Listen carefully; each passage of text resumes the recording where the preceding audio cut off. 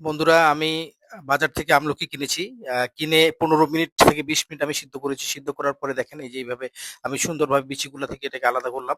আলাদা করার পরে এবং ছোট, ছোট করব কিন্তু। তাহলে কিন্তু গুড় ঢুকবে। কারণ এরপরে আমি গুড় মিক্স করব। আপনাদেরকে দেখাবো।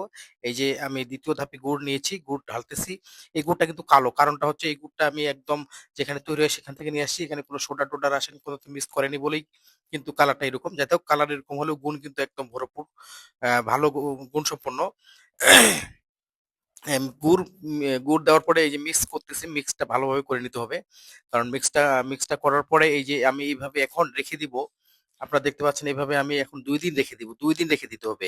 ২ দিন ভালোভাবে ঢাকা-টাকা দিয়ে রাখতে হবে।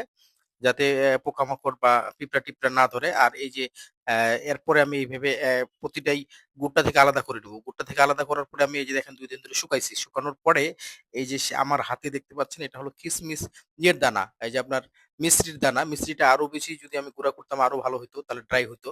আমি এটা দেওয়ার কারণ হলো স্বাদটা ভালো আসবে এবং কি এটা ড্রাই থাকবে এবং এইভাবে আমি ১০ দিন ১৫ দিন রাখতে পারবো।